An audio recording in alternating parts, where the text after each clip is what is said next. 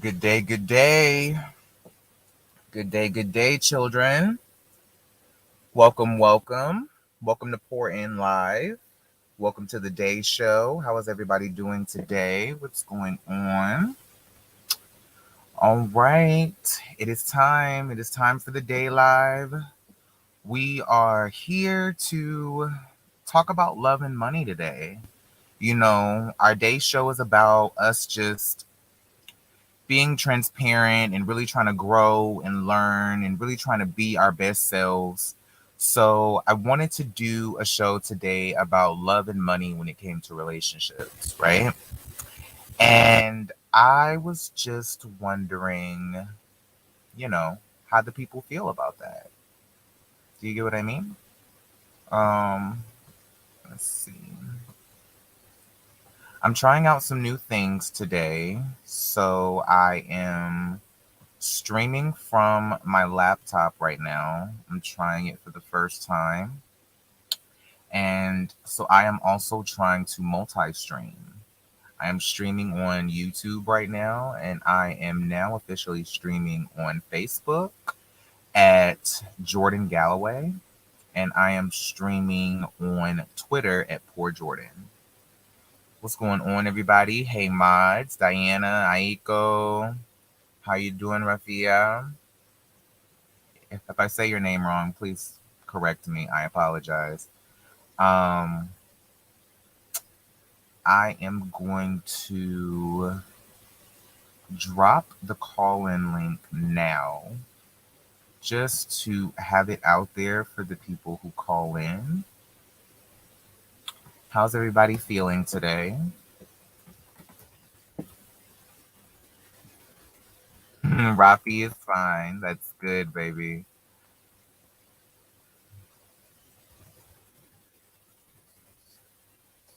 Let's see. Um, How many of you guys that are here now have tuned into either Friday Night Feelings or into Head Wrap Nightcap last night? How many of you guys tuned into the show last night? Because I want to hear your thoughts. I haven't gone back and looked at the live stream, I haven't gone back and read any comments. So while I'm getting the call in link ready for everybody so that we can discuss today's topic, how about you guys let me know what you think about the other shows that I'm doing? Friday Night Feelings is a show with Janelle Sunshine, who is basically like the resident baby gang or the baby gorgeous gang astrologer, if you will. Um, she does a great reading. So I really appreciate her giving me her time on my channel. It's very nice, and I really appreciate that she comes through and she does her thing. It was really great to have her. So I appreciate her being here. But that is quickly becoming one of my favorite segments because it seems like you guys really got a lot out of it. Do you know what I mean? It seems like you guys really got a lot out of.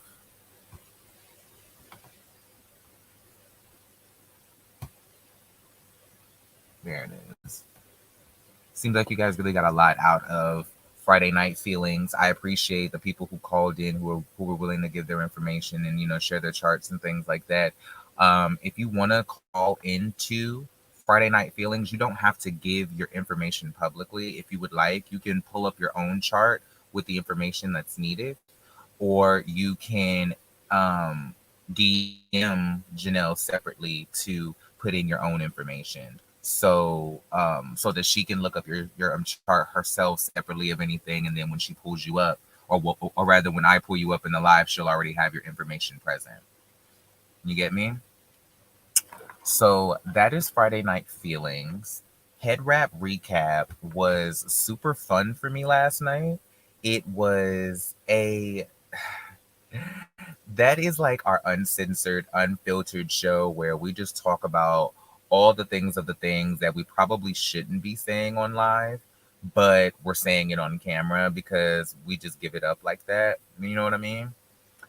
And I am really appreciative to the ladies that called in. Thank you to Doll Baby. Thank you to Bad and Bougie. Thank you to Kiki, aka Vibe Rant, the series. Um, Thank you to all the people who called in. It's always a good time to see like regular people calling in, and it's crazy because I just started doing lives the other day. Like, so to have people who regularly call in and people who I see on different people's channels all the time, it's fun that we get to interact here as well, and it was very nice. Ah, the hair discussion.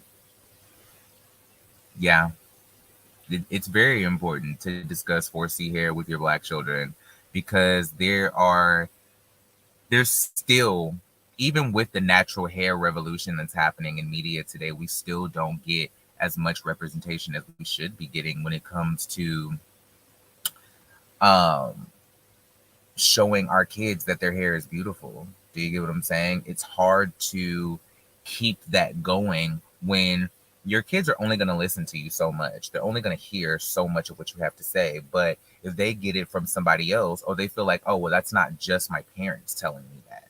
That's really somebody who believes that I'm beautiful, or who believes that my hair is nice, or believes that I'm really, doing it. So I don't necessarily know how to put it. Like, you have to show your children more representations of themselves. I think for me, how I got it, it was the way that I explained it to, I believe, Philly Diva. I I made sure that my goal was to show my child representation of themselves from the time that she was born, right? I was showing her all types of black cartoons, black this, black dolls, black books, black cartoons, black everything. Like, I always tried to make sure that she saw herself in every bit of media that she watched so that she never felt like she didn't understand what she looked like because she didn't see it in her school or on the shows that she watched, or this, that, and the third. Because it's always, the most popular black show right now is probably Doc McStuffin for kids, right? But how long have we not even had that one that was really popular for little kids? Do you get what I'm saying? Like, as controversial as it is, Little Bill was a great show for kids. And not even as controversial as Little Bill is, but as controversial as the figurehead of that specific, character is. It's really difficult, but I don't know. I'm hoping that at some point we normalize black hair, right? We normalize black people, we normalize black hair, we normalize black culture. Like, I just want us to be able to not be afraid of ourselves, or not being afraid to completely be ourselves. Aiko said that they left a message for Philly Diva on that video for her daughter. I'll definitely make sure to try to get in contact with her to make sure that she sees it. I'm definitely going to try to make sure that she sees it. Um, let's see. My questions about love and money today, I was going to try to wait until some people called in, but until then, I wanted to just kind of pose the questions to the people who are watching. I want to know, what is more important in a relationship to you? Emotional stability or financial stability? Because I sometimes just have these curious thoughts, and I just get these random type of debate subjects in my mind, but I only have myself to debate with. So it becomes great when you have a YouTube channel where you can post stuff like this to the masses and let them kind of debate it out for you, or give me something to debate with, right? I feel like I don't necessarily have a concrete opinion because I am somebody who will consistently play devil's advocate and try to see both sides, right? So while I want to have a firm stance. I don't. And I want to possibly see if there's somebody who can persuade or sway me one way or the other, because it became something that was a very difficult conversation to have. Like, you know how you are just chopping it up with the people who you're talking to, and then the next thing you know, like y'all are in the midst of a really deep conversation that you don't know how to reconcile with, and you're trying not to start an argument with that person, but then as soon as you get into it, it's like, oh hell, it's like discussing like politics and religion. Do you get what I mean? I am going to bring up a caller to help me gain some sort of clarity on this. I'm going to bring up Doll Baby. Hi, Jordan. Love. How are you doing today? I Can am you hear me? doing. How are you, sweet pea? Yes, ma'am. I can hear you clearly. Let me get this headphones out. Wait a minute. I understand. I have to get me some new Beats by Dre because those were like my regular go-to headphones. And then I got this Yeah, headset, and it's become like my streaming headset because people say that I sound the most clear with it on. So I just stick to what people tell me. yeah, you do sound good on that headphone. It's real clear. Thank you so Better much. than what I got. How are you? Well, you sound very clear now. So Oh, whatever yeah. headphones you're using, they're working. Yeah. So you were saying about love and money. Hmm. For as like, do you want a partner that have plenty of money or a partner that don't have a lot of money, but y'all are the love is there? Those are definitely two great scenarios to pose that question with. Um, I guess like specifically, I just want to know like how people feel about that. Like, which is more important? Um, is love more important or is money more important when it comes to being able to sustain a relationship? Like, my question is, if things got bad, right? Like, if Hmm. things got bad and like the relationship is on hard times, whether whichever side it is, whether like the love tank is empty or the bank is empty, which one would you walk out easier on? Do you get what I mean? I would probably walk out easier on the love not there because we don't been in both sides where we when he was first in the military we had plenty of money, and then when he first got Mhm. out we didn't have a lot of money, but Yes, now we're ma'am. back to where we have a lot more money, but the love's still Mhm. there. I doesn't it doesn't really matter about the money to me because I've been there with Mm, him since, like, you gotta realize, since we was in high school or whatever, and right. so we were like high school sweethearts, so we didn't have a lot of money to start off with. You see what I'm saying? Yes, ma'am. But the love was there, and we went through hard times, and those times make us, closer and stronger together. Because money doesn't necessarily mean that you're going to stay with that person, because it depends how they Correct. treating you. I mean, you'll walk out. That's why I don't understand why Erica just didn't walk out, because she said all these things was going on with her, but she never left until the money got gone. You know what I mean? Yeah. And I'm waiting for her to say that, to be honest. I'm waiting for her to say that she left because the money was depleting, because she blamed it on the relationship being bad. And I don't necessarily believe that. I think it's more so a situation of she saw that the Yeah. road was coming to an end. And Right. she was like, Right. I need to hop off of this thing. But what she didn't realize was whether she hopped off or not, she was still going to be held responsible, because like there are time frames and then there are like currently married to situations. So she got caught up regardless. But I, I, I don't So know. you think Like you for could me, stay with the? You think you would stay if they had that person without had a whole lot of money and go through a whole lot of BS with them if they had a lot of money? um, I would say that it would make it easier. But I say that in saying that I have stayed in relationships where we didn't have a lot of money and the love was also struggling, but I held out Right. hope. Do you get what I'm saying? Yeah. So I've stayed when the love wasn't there and we didn't have a lot of money. So Cause you were hoping that I person would can, change. yeah, like I hold out hope because if like I'm the type of person, if I really commit to you, then I really commit to you, and a lot of the times I stay longer than I should because I Right. love you that much, right? That S- very But loyal. yeah, well, I tend to be most of the time to a fault, but I still don't regret it. Yeah.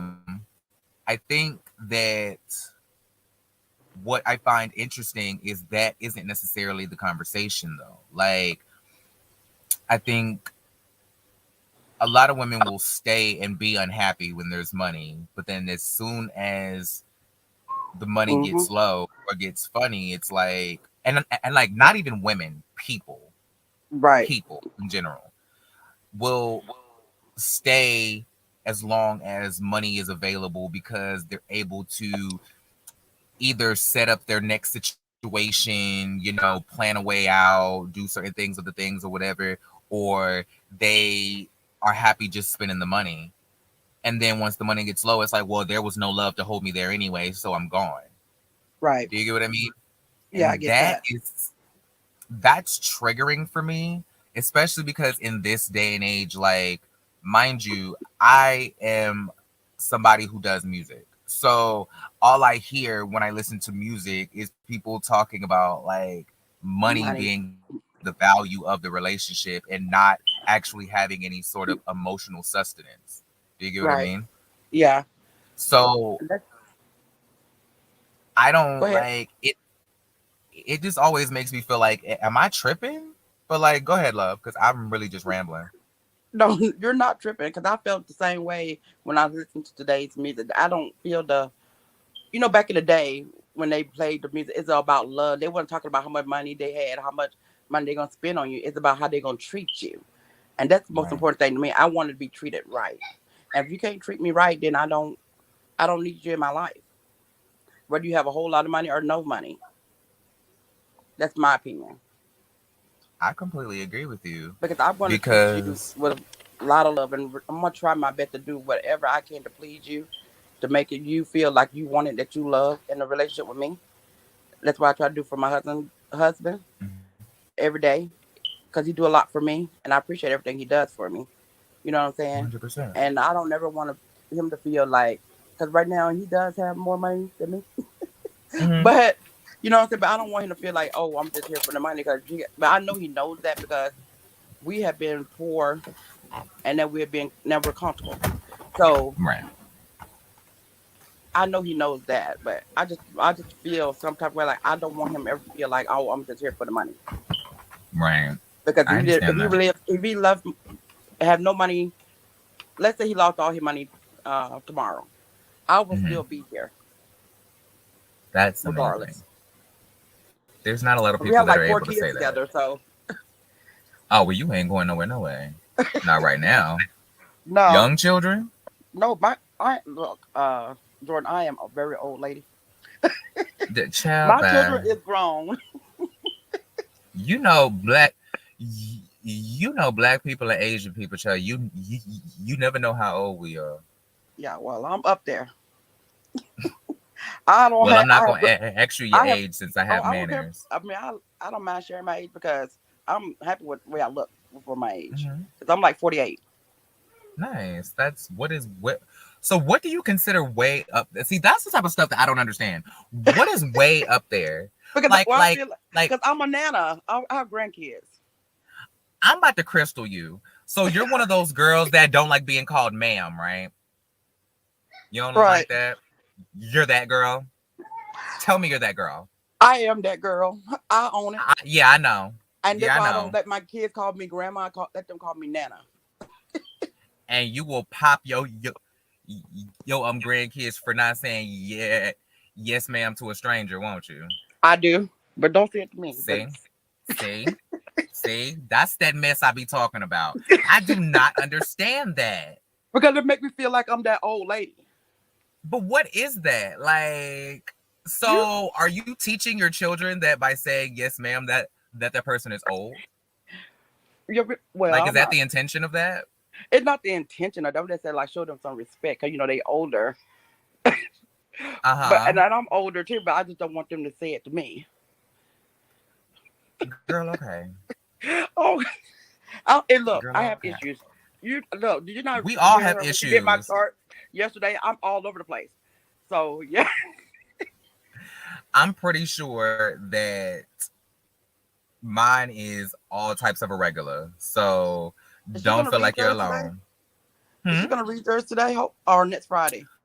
I'm gonna try to get her to read mine next Friday, but I don't want to make the show all about me. So I do want to have her get in like as many callers as possible. So if we're waiting for callers and she has time, then they're like I'll have her read my chart while we're waiting for people to call in because I can send her my information anytime. Okay. So I So believe you I'm like willing to me. do it.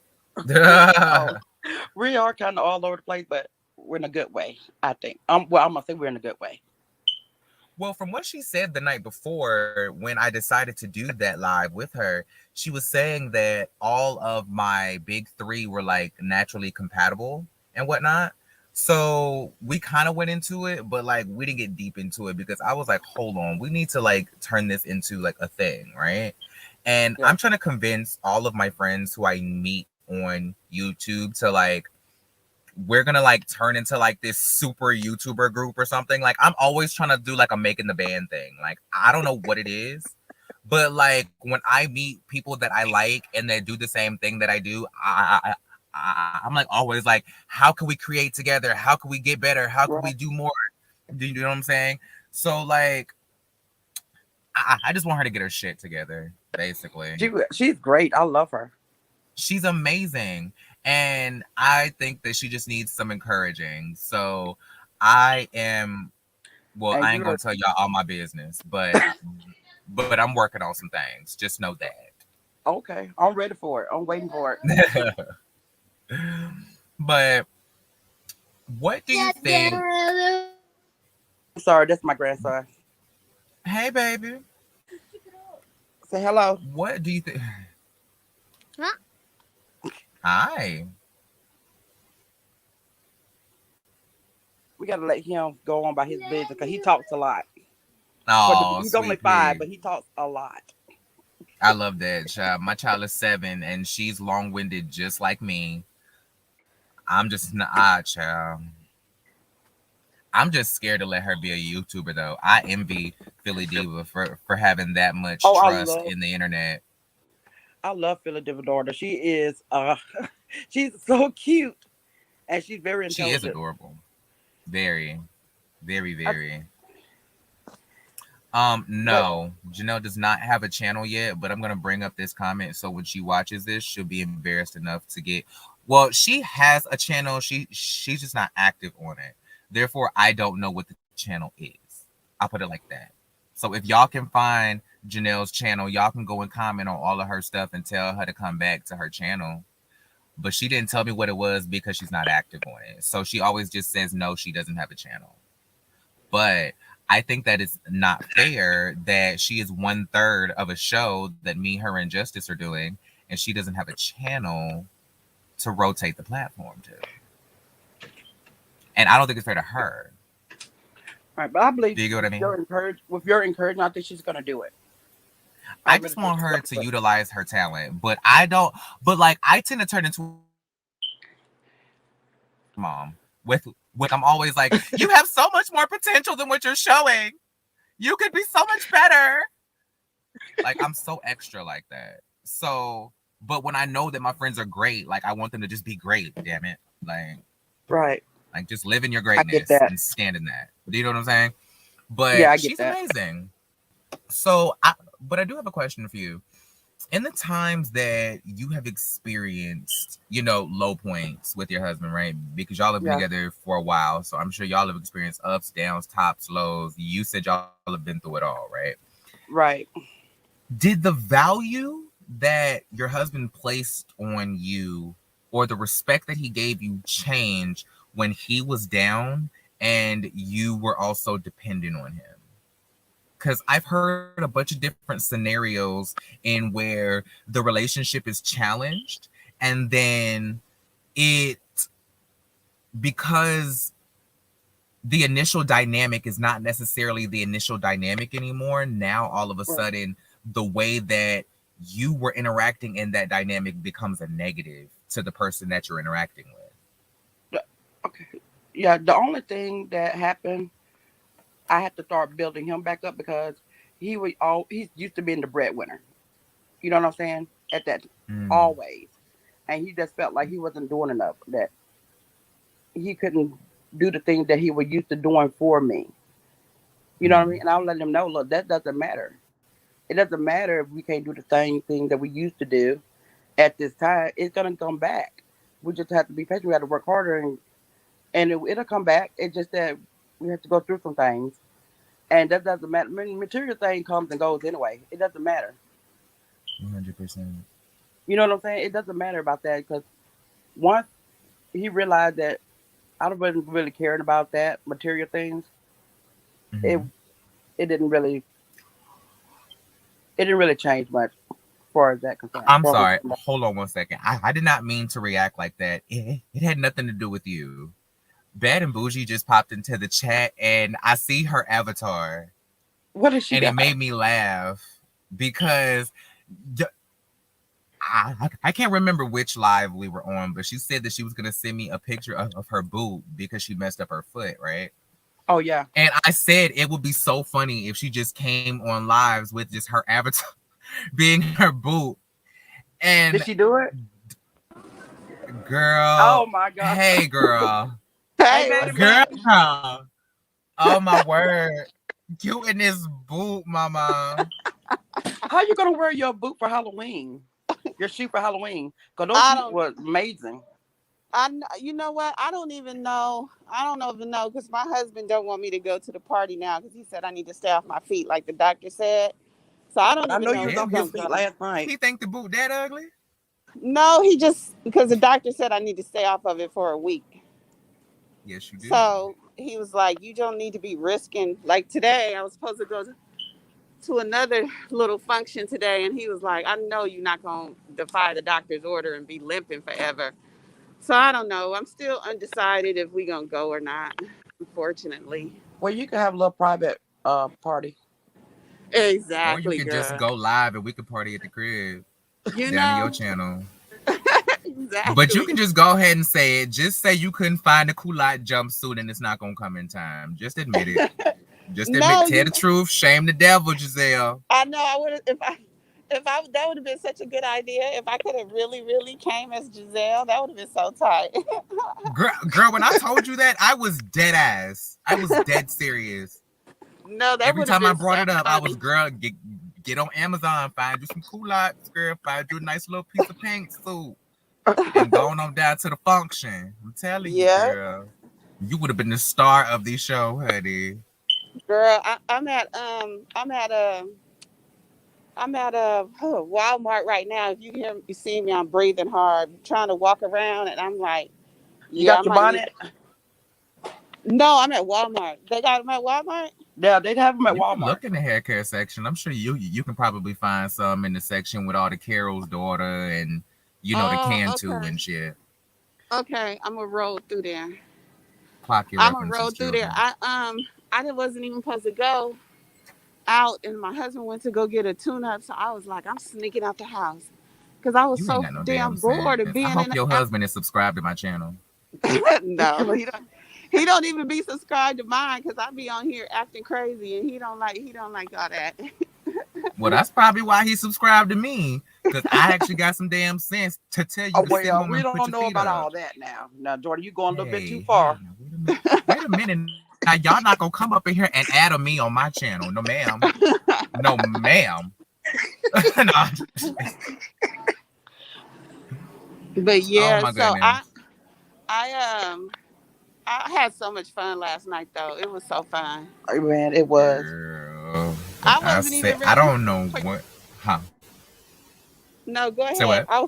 I was just gonna say I wasn't even ready to go, but I was like it probably is good because I was kind of tipsy, but I was Man, having fun. Girl, well, I got it the thumbnail up for tonight. So we going at 8 my time. So So we can keep it going. And I got some things I want to get into tonight since the reunion is coming up. We're gonna get into some things, as Nikki Okay. would say. But Okay. that's why I cut it, because I was like, we could really keep going, and I was going to just keep bringing up questions, but I was like, well, I don't want to do a whole like just one night where we talk about sex. Like, I want us to be able to talk about everything. Do you know what I mean? So I want to spread it out and see what we can keep going. Okay. Okay. Right. So we'll be down. We'll be getting into some things tonight. But let me bring up Kristen as a math nerd, and I want to hear y'all's opinion on Love and Money, especially Bad and Bougie, because you go through the things of the things, honey, and you keep a coin and a husband. Hey, Yes. And we figured out Hey, why last Kristen. night. Bad and Bougie. Happy Halloween weekend, y'all. Hey. Yeah, I didn't even know, child. I don't even know What what was day you it is. saying? I'm sorry. What was you saying before that? You had said Bad and Bougie something. I said, we know how you kept that husband Bad and Bougie last March. If She nobody bad and didn't watch bougie that with the live, good they need to go coochie. back and watch that from last night. Yeah, last night was fun. If y'all didn't check that out, definitely go check it out. We was just kicking back, having like talk. It was fun. Bougie was giving Suki, and I loved every moment of it. I loved it. It was great. I loved it. Hey, Ryan. Ryan was in the chat last night, going off, honey. Oh, I remember you, Ryan. Yes. How's I'm your not gonna say groceries, nothing. baby? Y'all need to go I'll back say and it. It's check my that channel. I'll do it. How's your groceries, baby? out. Tell mama how you doing. How's the produce section? That's what I'll Nice say and during the clean. day show. How's the produce section? But no, I y'all, have a feeling I need to go back and rewatch last night. You really need to watch that. I did not. I have not went back and watched it. I'm scared. I don't want to know what was going on up in these comments, because I was sitting here watching them and I was like, y'all is cutting a slap monkey fool. And I ain't got no time for it. I just need to be able to do it and just walk away from it so I don't feel guilty or like question why I said what I said later. I have to That's just what do it I and walk do away. too. Yeah. You guys will make me laugh so much. I woke up to Well, how a are you text doing, from you, lady? Jordan, like because my husband let me sleep in this Huh? morning, so I woke up and I grabbed my phone. I was like, oh, I got a text from Jordan. Oh, look at that! It's Kempire's talking about me on the show. Okay. Yeah. He mentioned you in like the first like 30 seconds of his live today when he was talking about the Erica something Girardi that stuff. you brought up in the when you brought up the what's the word I'm looking Huh? for? The settlement. Yeah. Yes, in the Erica Girardi case. He brought that up in like the first 30 seconds of the live. I was like, let me text this girl real quick. That's okay. I was like, oh, good. Because I had tagged you in the chat and I was like, we love her. We love the Christines. The math. And like people were like, hey Kristen. And I was like, she ain't in here, but I'll tell her you said hey. Yeah. Well, I logged in. How y'all I logged in. So very nice. I'm glad you got it. So what are your thoughts about love and money, ladies? Which is more important to you and why? love. Yeah, I have to agree with that. Love. Care to elaborate?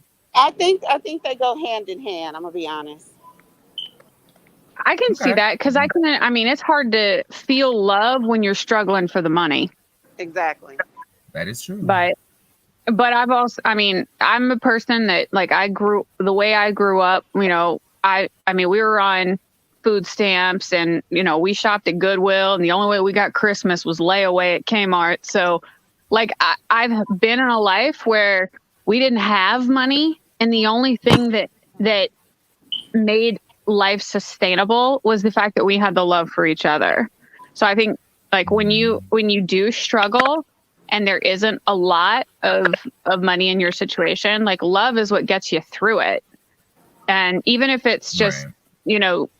Hope for the future, like that gets you through it. If you don't have anything to hope for or anything to love, then I mean, what's the point?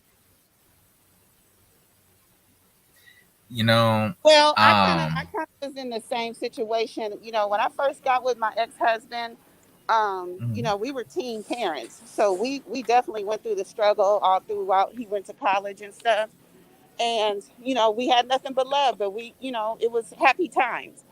But as an adult, looking back, um, you know, I just, as I got, divorced and remarried and stuff, I wasn't gonna go back into a situation where the person wasn't stable.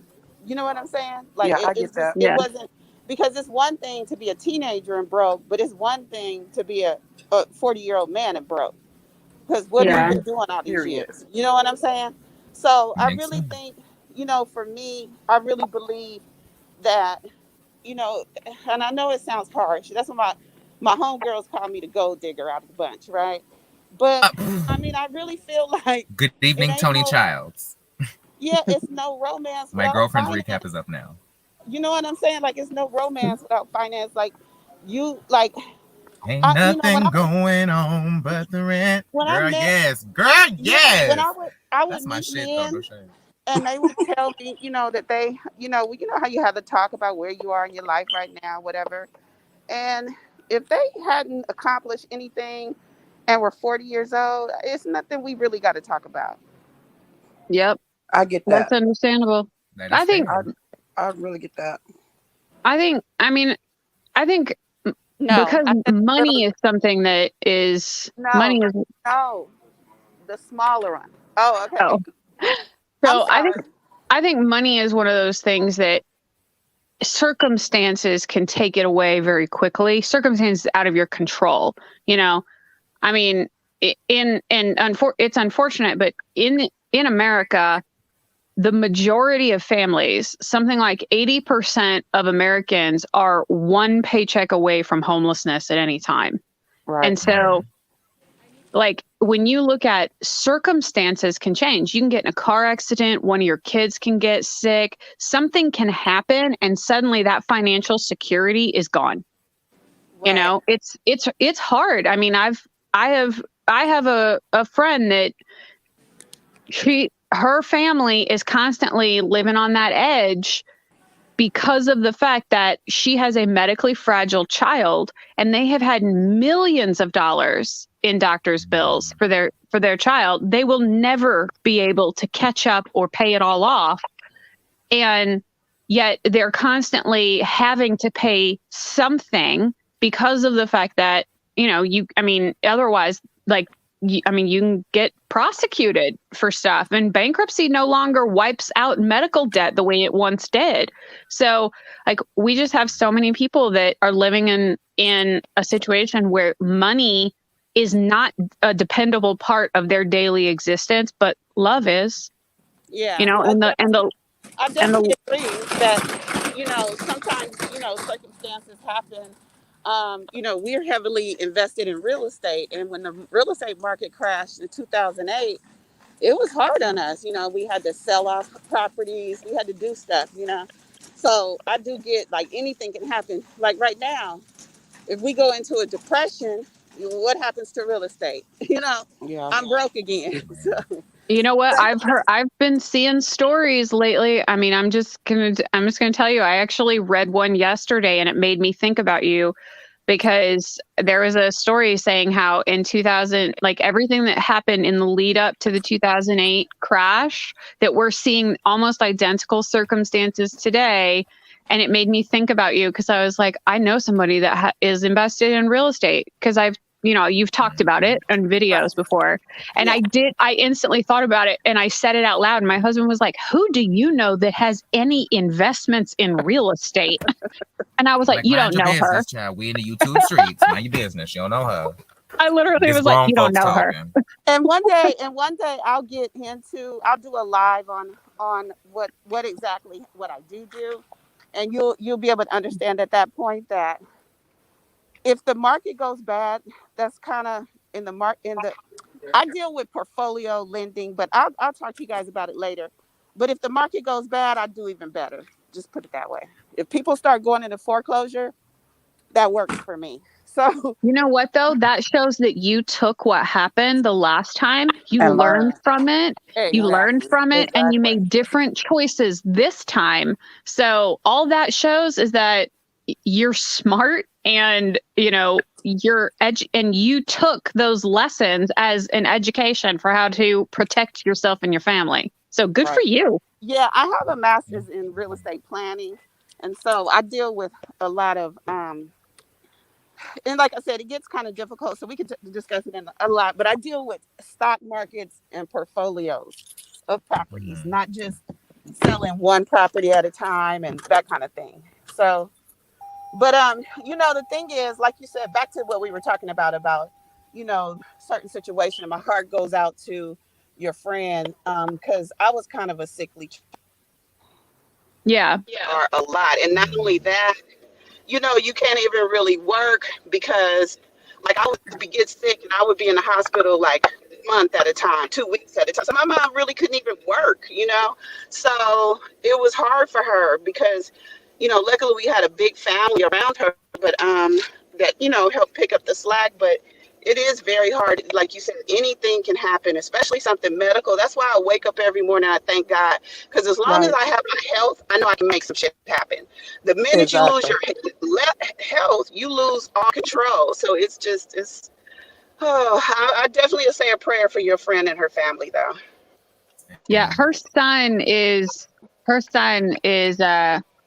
he has a very, very rare condition. And when I say very rare, I mean, there's only been 3 diagnoses ever, like very, very rare.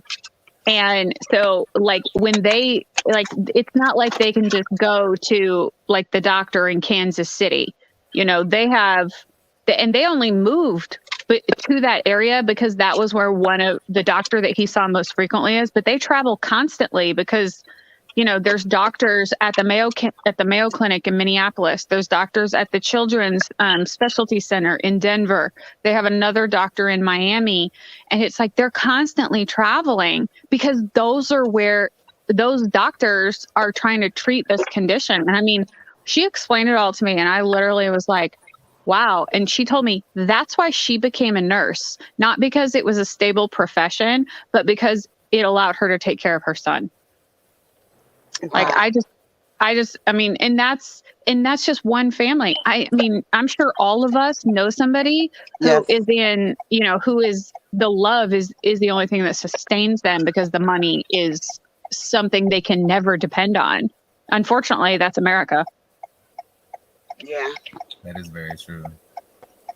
I want to ask really quick, since I have you two up here now, has in the times that you have experienced rough times with your loved one when it comes to money, how has the dynamic of your intimate relationship changed? Not necessarily like sex life, but I'm just talking about like how has the dynamic of your interactions as a couple changed, far as like how you deal with each other when y'all don't really got to worry about bills versus how y'all deal with each other when you're struggling. Do you get what I mean? Yeah. So in my marriage, you guys have heard me say it. I'm married to somebody in the military. So I don't pay medical bills. I don't have to. I don't have to pay a dime for a prescription or to see a doctor at any point in the last 20 years. So for me, like, I don't have to worry about stuff like that. The struggles that we have that are financial are for things that, my husband's in a profession that is never going to be very lucrative until after he leaves it. Yeah. And so it's like when COVID started, my husband was deployed. He was in the Middle East and he got stuck there because of COVID. So he couldn't come home. And I was working at the time, but I had 2 children in my home. And so it was like, suddenly my kids, I had to pull them out of school and, pull them out of daycare because it was, we didn't know what was safe and what wasn't. And I'm trying to work from home. My husband's gone. I've got my kids. It's like, I had to leave my job just to maintain my sanity. And so our financial situation was impacted because we went from being a 2-income household to a 1-income household because we had to get through this. And it's really hard. It's really hard when suddenly you have to step back and, you know, downsize and simplify and all of that. It's hard. And it does change the dynamic. When my husband came home, you know, from that deployment, and he was like, hey, you know, I don't feel like cooking and you've been busy with the kids, so let's go out to eat. And I'm like looking at him like, we can't go out to eat. Like we can't do that. If we can't just suddenly go, you know what? Let's just not eat all the food that we just bought. It's sitting in the fridge and sitting in the pantry. And instead, let's, you know, go out to eat instead. Every once in a while, yeah. But we no longer had the financial security to just on the drop of a dime, not budget for stuff like that. But and I know you guys are probably thinking like, wow, going out to a restaurant, like, okay. But you have to understand, when you have a teenage son, he ate more than everyone else combined. So like going out to I have eat. 4 kids, 3 boys and a girl. Going out to eat is easily $125. And that's just if you're going to somewhere like Chili's. That's just Chili's. Yes. That's not even nowhere fancy. So I get it. Yeah. Yeah. Get that. So that's why, like, I mean, it does drastically change things. And the majority of the disagreements that my husband and I have are about money. And, you know, he's been in the military for over 20 years now. So like his career is still going, but definitely going to be winding down, and he's going to have to step into something else. And that's like, we fight because there's a fear of what if there's nothing else to step into.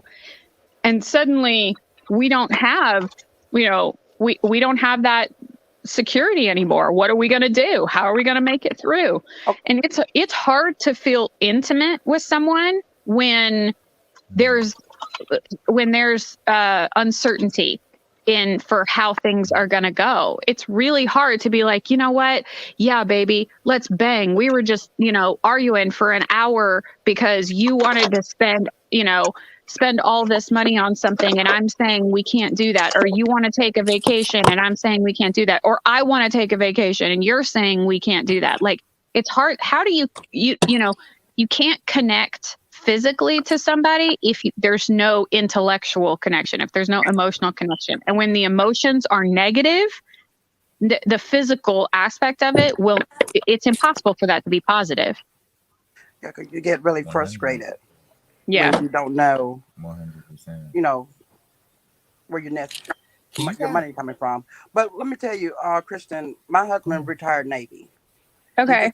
And he's been retired now for 5-6 years. And if your husband retired from the military, wherever branch he's at, you're gonna have some little stability with the money. You know what I'm saying?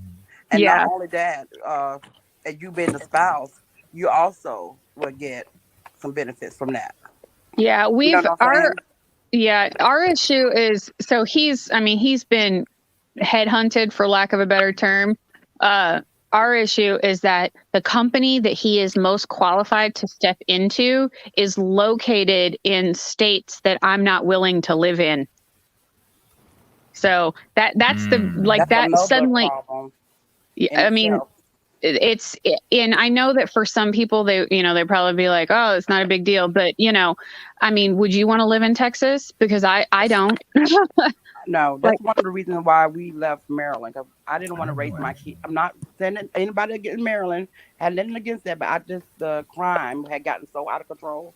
No, I understand that.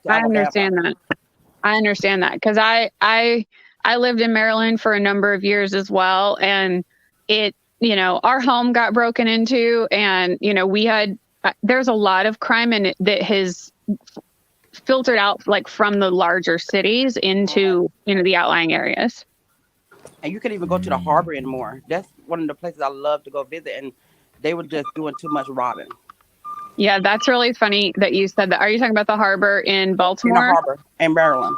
Yeah, I used to the very last time we went, because I wanted to go see an Orioles game, but I could never get down there when Camden Yards wasn't like so busy. But I used to like go to park at Pier 5 and then we would walk, you know, Yeah. and we'd make like a day of it. But the last time we did that, there was a bunch of people who their cars in that parking structure. Yeah. I know what you're talking about. People were busting out the windows of the cars. It had become like a sport for kids that were getting it jumped in, I guess is a way to put it. Yeah. And it was, and my husband was like, okay, they're breaking windows now, but what are they going to be doing next time? Because it can be a lot worse. Exactly. And there was a news story about it, you know, about like how the Inner Harbor was experiencing a lot of steadying crime going up that was getting worse and worse. Yeah. So I understand not wanting to have your kids be in that type of an environment.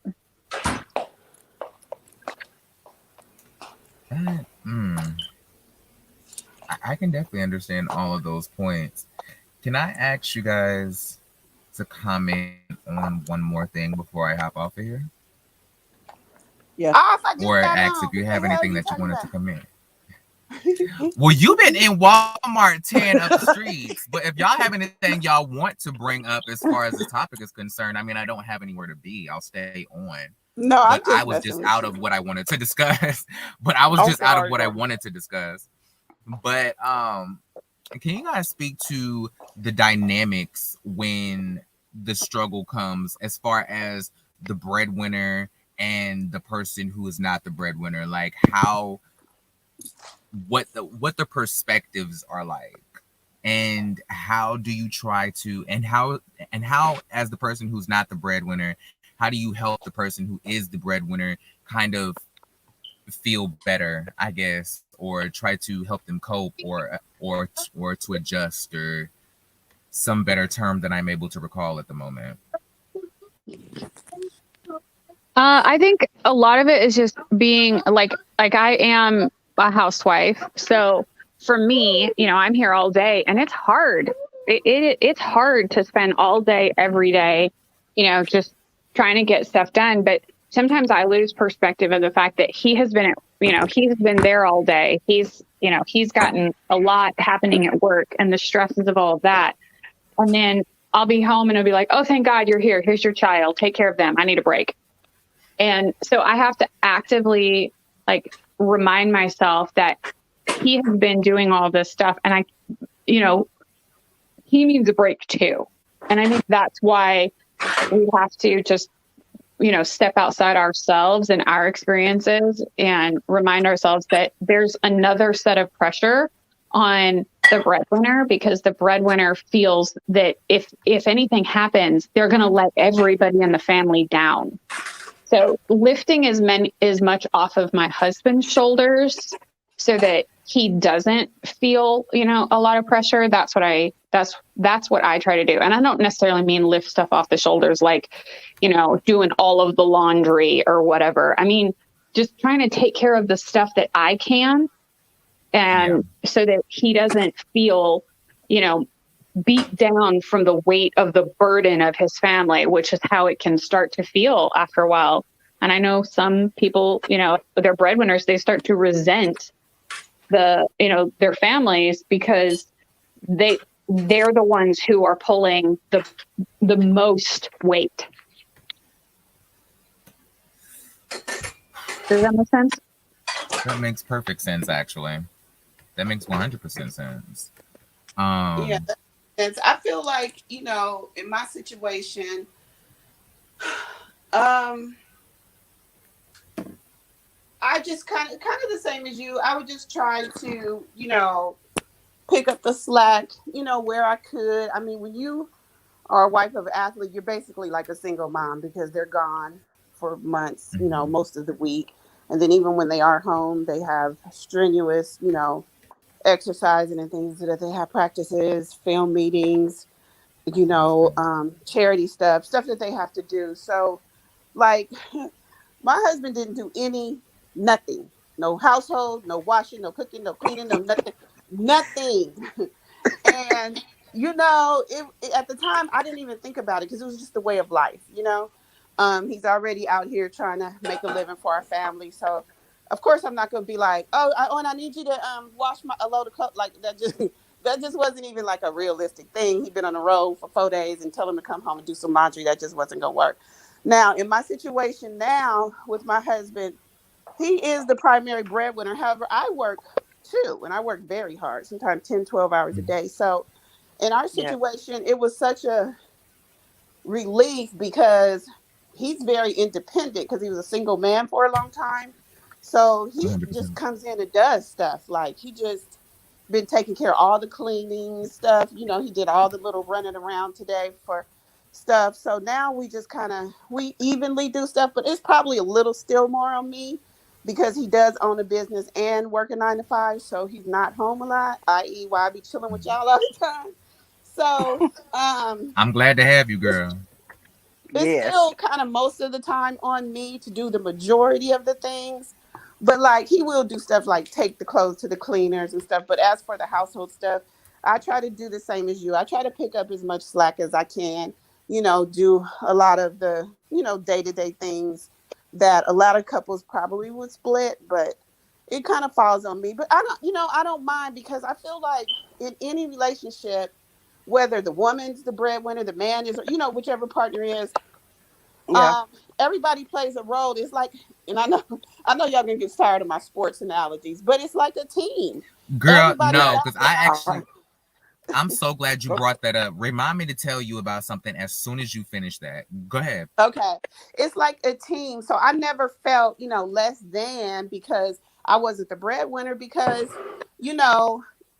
it was like we're a team. Everybody can't be the quarterback. You know what I'm saying? Somebody got to be the quarterback. Somebody got to be the receiver. Somebody got to be the lineman. Somebody got to do the housework. Somebody got to get out there, and grind. So it's just, to me, like, even when and it was funny because even when, like, a lot of the NFL wives, they'd be like, I would always do something. Like, I'd either be going to school, I was in college, or I would get little, part-time jobs. I got my degree. I was always doing something. They'd be like, why do you do that? You don't even have to do that, because most of them weren't really doing shit, And I was like, well, after he gets done playing, I want to be able to pick up some of the slack. Like, he's not going to play forever. So I want to be able to where I've been dependent on him all these years. When he gets done, I want him to be able to depend on me. So, I love that. That was over a lot of the girls' heads because they like, well, we're going to Gucci. I'm like, okay, bye. I got to go to school. But right. So, this I say all that to say, to bring it to a close, is that in a relationship, even though one may be the breadwinner, say for 2 years, 5 years, 10 years, 20 years, whatever it is, it could shift at any time. So you got to be willing in the relationship to shift with it. You may all of a sudden have to become the breadwinner. What if they get in a car accident? What if, something happens? Are you prepared the way they depend on you? Are you prepared to pick up that ball and run with it? Okay, that's all I was saying. I completely understand that. And, it's no matter what dynamic it is, I think as long as it's about you two finding the balance within your own relationship, I think that's more so what matters than anything. It's like, as long as there is some sort of balance played in that, then there will be an easier way to get through it. Do you get what I mean? As content creators, can I ask another question? Shoot. Yes, sure. Y'all got quiet, and I didn't know if it was y'all on my Wi-Fi. So I don't know what's going on. But as like content creators, how do you feel like when you have you ever felt that you kind of like chasing your dreams, being that we're entering an industry that's not guaranteed, that's not something that's instantly monetized, you're not going to immediately see a profit, and there's a lot of work and a lot of times funds that go into investing into yourself before you actually start seeing money from your situation, right? How does that play into the dynamic of your relationship when y'all are already not necessarily struggling, but y'all are just starting to come out of a situation that would be considered that? Well, here, let me ask the husband. Husband, how do you feel about putting resources? How do you feel about me putting resources into starting something that come from our family budget when you are the breadwinner? As long as our bills are paid and it makes you happy, I don't give a shit. Nope. There you go. Love it. Perfect answer. Oh my gosh. Can y'all drop red triangles, drop baby gorgeous emojis for Chris, y'all. Y'all show love some Chris. Y'all show Chris some love. Y'all show love some Chris. I'm so bangy. Y'all show Chris some love, y'all. That was beautiful. That's exactly He looks so what uncomfortable right now. Thank you, sir. You're lovely. You get, yes, you can go have your snack. Sorry, I just thought he was like walking around and I was like, well, hold on. But I think, like what Bad and Bougie said about being with I'm married to a grown ass man. I love that. I'm married That's the difference right there. A grown a man. Yeah, like that's who I'm with. Like that part. And when I say like he was, he knows how to do laundry. He knows how to, run the vacuum. He cleans, just like I'll clean up little stuff. He'll clean up big stuff. So, we have trade-offs. And I think that is important. And at the same time, like when you're with somebody who doesn't expect you to take care of them, whether it's financial or, acting as a parent versus a partner, I think that it helps when that person acknowledges that what you bring to the table for the family isn't just financial, and not contributing financially doesn't mean you contribute nothing. Exactly. Right. I agree with that. But I think his question that hit me harder than I expected it to. Question is more like if you got enough funds to cover the house, and then you all of a sudden go, oh yeah, because I've seen people do it on YouTube. I bought this $150 microphone. And it's like, wait a minute, we struggling. How the hell you gonna buy a $150 microphone? And, I've seen like this one girl that I'm friends with on YouTube. Like her husband really got pissed at her. Like, how the hell you buying a $150 microphone and you ain't made? She just got monetized, but she ain't made a penny yet. You know what I'm saying? So he's like, how the hell you buying all this stuff? Like she bought a green screen, for the background. She done bought all this stuff and hasn't made no money, and he does have an issue with it. But she was just, she was getting it made up by people donating to her. But it was just funny though, because she saying his response, and I think that's kind of what you were talking about. Yeah, absolutely. Yeah. That's how I feel. Ooh. That is thank y'all. I needed that. Sorry that I got kind of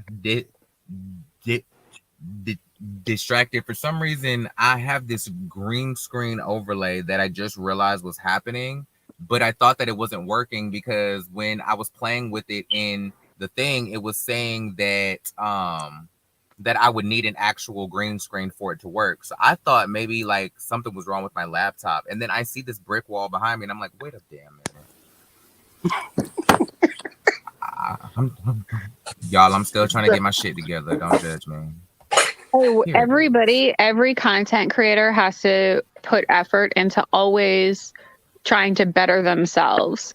And if you want to watch videos where you can see a successful content creator who doesn't put a lot into fancy stuff like backgrounds and editing and all of that, go watch he's a gossip channel, but go watch Peter Mon, because he sits in his house, usually like in just a chair in his living room, and you can see his kitchen in the background, and he just sits there and he does unedited videos, no graphics, no nothing. He just logged in and does his thing, and he has so many channels, but YouTube is his profession.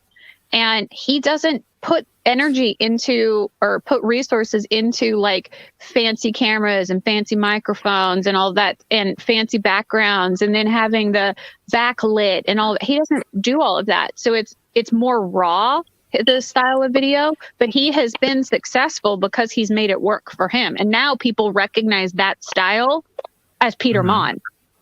Yeah, but you got to understand, like, you want people to come out, like, I'm going to use you again, Jordan, as open and honest. It doesn't matter what kind of stuff you got going on in the background, but if you come off not as open and as honest and with some integrity and being yourself, nobody's not going to watch that.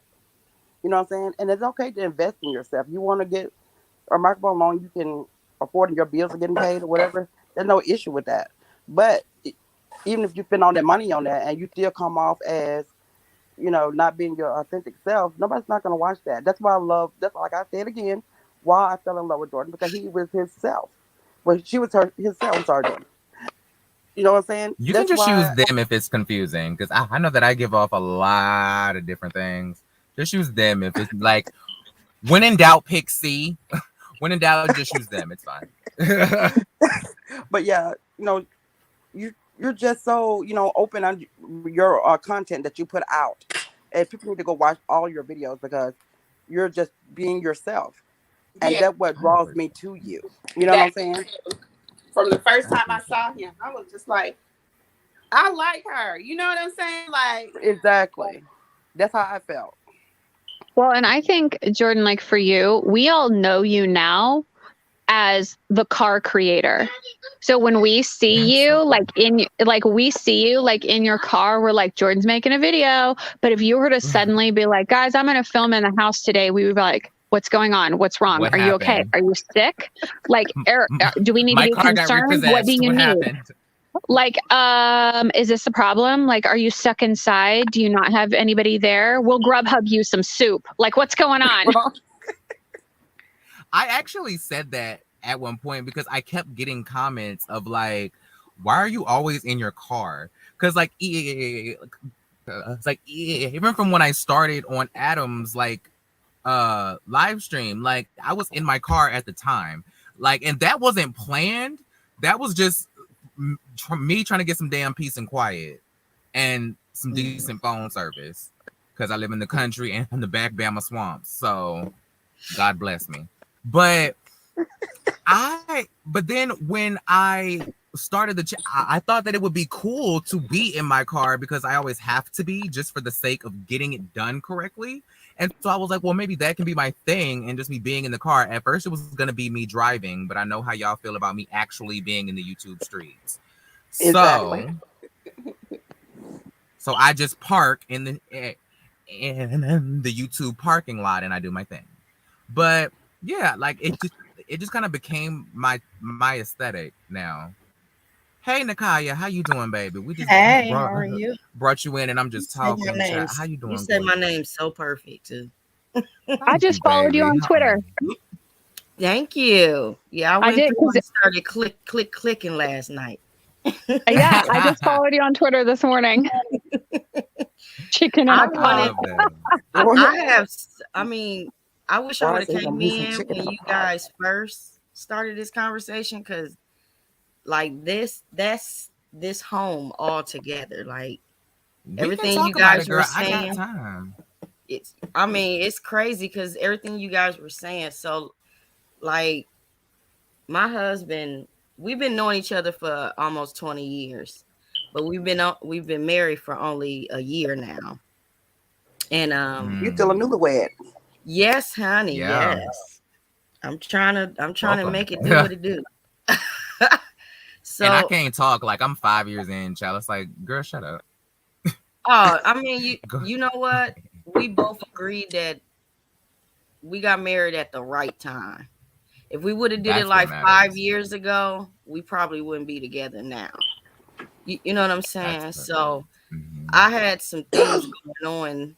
Like my dad was murdered, so he was there. I'm so sorry. Wow, thank my you. Condolences, baby. Thank you. He was there through and through because it happened in California. So he took the time off work. He flew out there with me. He was there to make the arrangements because I actually seen him take his last breath. So when we flew back, he went through all the motions with me. Like, he just let me go through it. And I'm also married to a military man. He's a Marine. Wow. And so that, you know, love the connection. Yes. And it's just, he just let me be me, whether it was lazy, which I'm still am, you know, just in a mood, he just let it be. And he told me I didn't have to go back to work. And I haven't been back to work in almost 2 years. And now I did decide to pick up a job because I do want to help, for one, and for two, I've made my home a cocoon. And I know that's, even though I don't care about not going nowhere, I know that's not normal. So I'm like, I have to get a little job to get, yeah, you know, that's the only thing that's going to make me get out the house.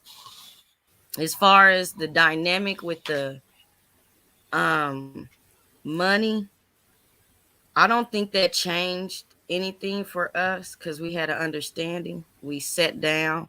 Now, I am the type of person, I have to be in some, I don't know if it's a mental control when it comes to finances. So I will freak out if I don't know where the next dollar coming from. So, you know, it's just, I don't know, we balance, and we're not perfect. It ain't like I don't get an attitude, because I'm big on attitudes. You know, I'll try to work on that. But like, he's getting ready for work now. Like, he works 6 days a week. He's putting in 70, 80 hours a week, you know, and it's just like me and my dog, you know, and so I don't know. It's just, and I thought about doing the YouTube and what I had put in the chat. I can't remember which one of y'all said something about real estate. And what if it, you know, crashes again? What we did in February, I hooked up. Remember when whoever was on yesterday, I said something about the Twitter holic.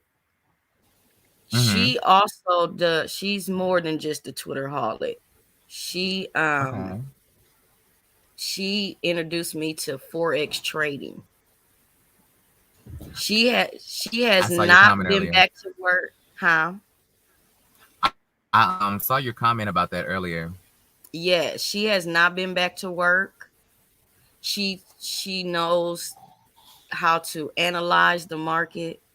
She shows us. I'm learning. It's just really, Forex trading is where it's at. Like, seriously. It used to be where you had to have thousands, maybe even at least $1 million to get in. And it's not the market. What we do is binary. So it's quick. You can make $100 in 2 minutes. You know, it's awesome, y'all. I'm telling you, it's awesome. I would have to have her explain it to y'all. Stuff about that, because I would love to read into it. Yes, I would. I can set up any time for you to for any one of you to have an overview. I mean, and it's nothing love to like research. Yes, it's nothing like and it's an academy. They teach you how to analyze. And you get to, and they have instructor. I mean, it's a lot. It's like going to school, but it's on your own time. And you actually learn how to analyze the market. And you can make some serious money.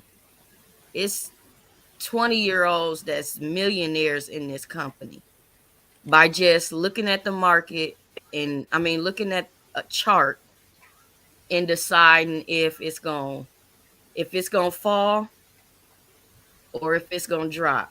And you make money regardless. Not like the stock market where you want it to go up, up, up. You, with Forex trading, it doesn't matter if it goes up or down. we don't care if it goes up and down as long as we can catch it when it goes, whether, you know, one way or the other. Right. It's like it's something at least to get the overview. Let her tell you about how it works. If you like it, you like it. If you don't, you don't. You know, that's just basically what it is. Do you think that it's something that that would give somebody who is struggling in that area of like maybe not being the breadwinner in their house and trying to figure out a way to reconcile them chasing an unstable industry while, you know, trying to figure out how to I gotta go, guys. Sorry. No Bye, problem, Chrissy. babe. Yeah. See you later, love. Bye. Thank you, sweet pea. But do you think that it would give somebody who's in that place maybe a stroke of confidence because of the supplement of income? I think so. And it's not a quick, you know, nothing quick. Mm-hmm. But she'll show you like the compound interest. Mm-hmm. And in like 60 days, if you do it, if you're disciplined, just starting with $100, you can have 10,000. But you have to be disciplined. And we're human. Numbers don't lie. But just think, what if you got 5,000 instead?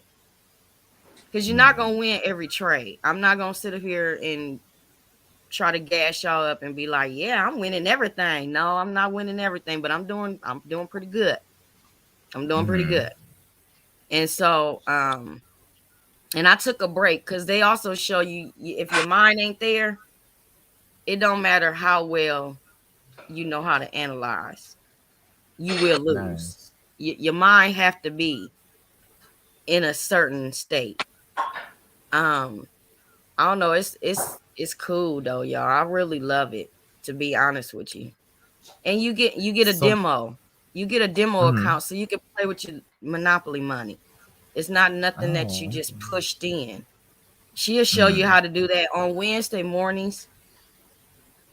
Excuse me. Wednesday mornings we have a session called the Bag Ladies, where she show you how to do your demo.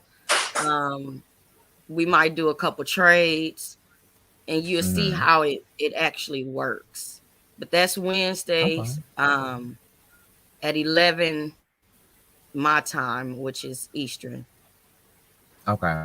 So that'll be 10 your time, right? Yes, correct. Yeah. So I'll send you the flyer. I have a flyer on everything on Instagram, Facebook. I haven't put it on my YouTube channel yet, but I think I put it on Twitter. Okay. I'm just getting on Twitter. Yeah, I'm just getting on there. Yeah. So. I've been there since 2009, man. That's my stomping grounds. Twitter is my alma mater, basically. But my question to you is, you said you were considering doing a YouTube channel. What would be the premise of your content? And why didn't you decide to do it?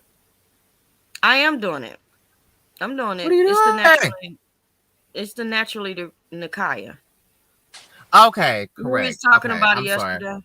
You okay? Yes, you got a lot going on, child. You got a lot going on.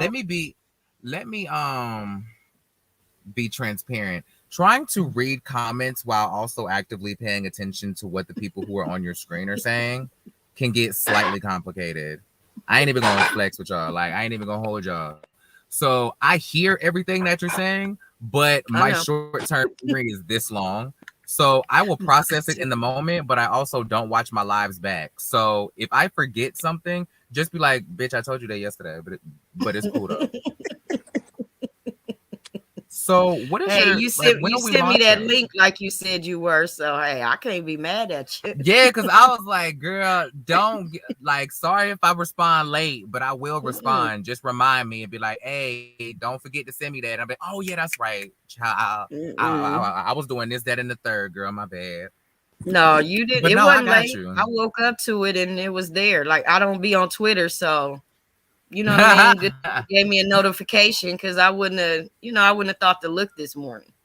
So I saw it as soon as I woke up because I saw it last night and I read it and I meant to send it, and then I can't remember what I was doing. Then I woke up and I went to it again and I was like, wait, I didn't respond to this. Hell, let me send her this out. No, yeah, it was right on time. It was right on time because I wasn't about to do nothing last night. So I ain't gonna lie to you now. I'm glad I could help. But the real estate is good. We're still gonna probably get in it because we're moving to Puerto Rico. So we're definitely probably gonna get into the real estate there. But this Forex trading is what's going to put a cushion under. You understand what I'm saying? Because we don't have just one trading account. We have 3 trading accounts. And so each one of them is doing something different for us. And like the highest you have to put in is $250 in one broker. The lowest is $50 in another broker. So you don't even have to start off with a whole bunch of money. And Alethea is so good. That's what the Twitterholic, that's her real name. She is so good at being a mentor. It's not even funny. Like she will push you every step of the way. She will make sure. Did you read this? Did you do your, did you do your affirmations today? She's just be on it. She's teaching me how to be grown again because I lost myself with, with what was going on with my dad and stuff. I'm definitely gonna check that out. I'll send you the flyer. And we could start off with that, and then we could do an overview if you want to get more information. How that sound?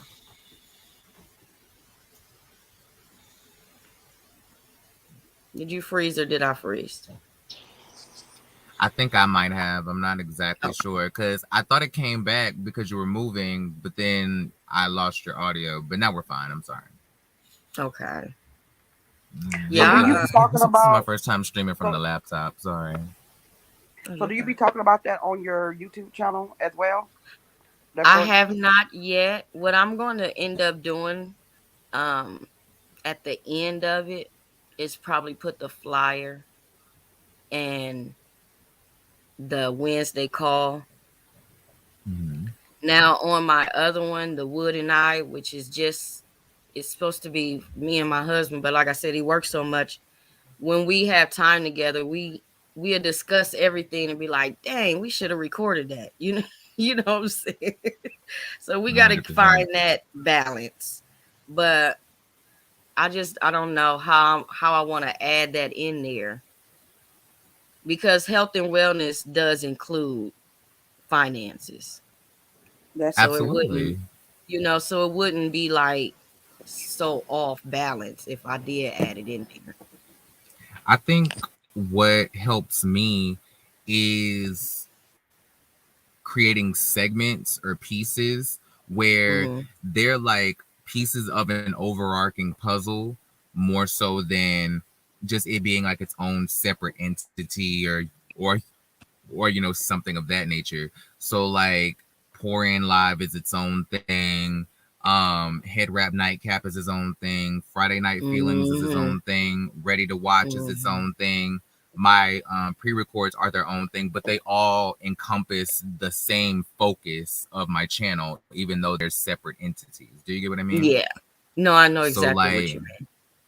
So like you could do like a section on money, do a section on health, do a section on fitness, do a section on mental, do a section on hair care, and just like break it up into like separate folders, but they all kind of fit the same vision of being your best self and like overall health and wellness. Right. No, I get it completely. I just got to get my butt off this couch and do it. I love how you said that. That is so smart though. It really is. The breakdown. I'm a Virgo, so I overanalyze everything. So I have to have everything in folders that have folders in them, right? Or everything will just look scattered to me. So I'm gonna go back and rework my YouTube channel because right now all of my videos are just in one playlist, but I want to separate them now that I have so many different segments. Because at first it was just my recaps.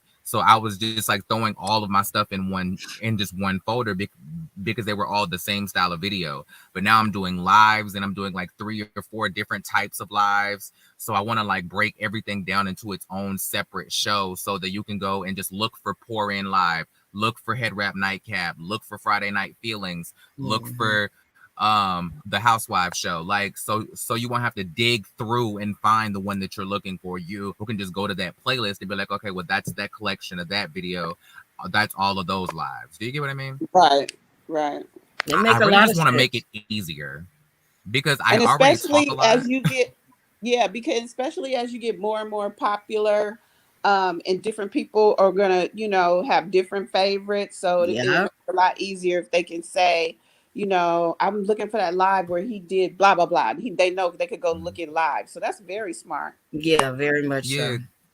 Because I was playing with my laptop and stuff today because I didn't know how it was gonna work with the live stream and stuff. So I said, well, let me try to play with it and stuff. And I was playing with different things in here, trying to figure out what does what and what moves what. And I was looking over my channel, and it's like as my library builds, I'm seeing that as it builds in content, it's also starting to diversify as far as like what I'm doing.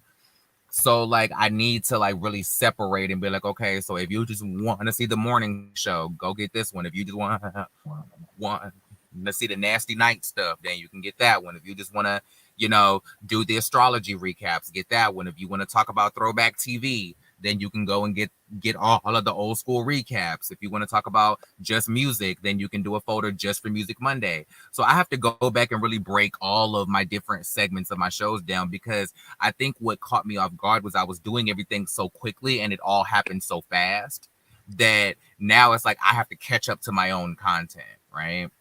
It's weird. Mm-hmm. Yeah, but you're so organized with it. Wow, that's amazing. Shit. I wish I could get back to that. Another choice. I don't have another choice, because if I didn't, y'all would see me on live in shambles. Y'all would see me up here crying, falling apart. Y'all will see me with no nostrils, since I have no hair to pick off on my face. I'd be done snatched out. With your triangle napkin all the time. I would have one at each eye. I'd just be like this. I'd be like, help me. Girl, I would be falling apart. Hey, Miss Bernice. Hey, sweet pea. I think she think that's a thing now. Oh, you do. I think now she's maximized that. Like now, I think she just like how to, you just automatically got Kleenex that thing pre-folded. Yeah, I pre-fold all. Yeah, it's pre-folded. Like I pre-fold all of my triangles. She gave it a name. Like she called it a triangle, which is some of the smartest. Yes, that's where I get that from. She said that. That's some of the smartest shit that she's ever said. But I took that from her. I can't, people hate Candace, but I can't be mad at Candace. I can't stand Candace. That's what I be talking about. Look, I cannot stand Candace. I'm sorry. Yeah, we're gonna talk about it today on Ready to Watch, because I have a couple of Potomac topics that I want to get into. So we're gonna get into some things. Okay, can I suggest something to discuss? And you guys can think about it. For Housewives? Yes, for Potomac. Yeah, for sure. I want to talk about this head that's rearing for some reason. Everybody is scared to call out about the colorism that I see on the show. And I want to know everybody else's opinion, whether I'm tripping, whether they see it too, or what the hell's going on. Because it's I feel like it's a lot of colorism going on in the show. So. And that's I'm adding it to the list now, so you can't say I didn't hear. I feel that's something that, as Black people, it creeps into all parts of our lives, and I think it's a lot of reasons 100%. behind colorism. But see, I've been up too long. My foot is starting to swell up. See, you don't listen to nobody. Your ass gonna go from looking like Giselle to damn Sutton. You ain't gonna have no choice but to be on a damn scooter. You're gonna be walking around here on a scooter, rolling around. Lord, if he would have said that to me, I would have sat down so quick. Who's gonna be pushing her in the wheelchair? Cause we ain't got Garcelle to push you, honey. Okay, because Garcelle is not playing with you, so you better get you a scooter and get hip, honey. You better get on the good foot, literally. On the good foot. Hallelujah. No, I'm about you better get on the good right foot now and relax. I'm making me a little cocktail, and I'm about to relax for a minute and get off of it because I need to. I don't need to be like this for no 2 or 3 weeks. No. Yeah, you got to get. You got to elevate your foot. Yes. Yeah, that's what I'm gonna do right now. You need some herbs. Exactly. Exactly. But not just those herbs. I'm talking about tea herbs. Ooh, I mean, where you can make a tea. I'll go with those herbs too now. Don't get me wrong, but you need to sip and puff. Sip and puff. Sip and puff. Okay. What I'm about to do. I'm about to take that advice right now. Yes. Them herbs do the right thing. Yeah, because you're nice and relaxed and everything. You know what I'm saying? So. And I do have something that'll make you feel better, Bougie. What? Miss Bernice certainly agrees with you on the colorism thing because she posted a comment that said there has been a thing for years. Giselle and Robin are allowed to attack darker skinned women and nothing is done about it. Yeah, it's a thing. And I've been saying it for years. You ain't by yourself. Every time I would say it, on my channel and stuff, people be like, what do you mean? And I'm like, you can't see it. So I'm just wondering, like, do I just see it because I'm a dark skinned woman? Am I tripping? Am I being overly militant? Am I not? Like, but I mean, it's just like, to me, this season, it became crystal clear when, as soon as Monique was gone, they started attacking the other 2 darker skinned women. It's obvious to me, but maybe, I don't know. It's just certain words they use that triggers me. Mm-hmm. Yeah. Can I say something as a light skinned woman? Yes, definitely. I want your opinion. Okay, so I can only speak for me, but it seems like it will come from all light skinned women. When I hear colorism, the first thing I'm thinking is white people separating the different shades. Yes. But when a darker skinned woman says it, most of the time they're saying a lighter skin versus a darker skin. So when people say, what do you mean? They literally asking you, what do you mean? It's not nothing to take a offense to. That's the issue. We're not on the same page. Especially on these YouTube streets. We're in different states. Here in Indiana, they don't give a shit. Oh my God, I was born in Indiana. Really? What part?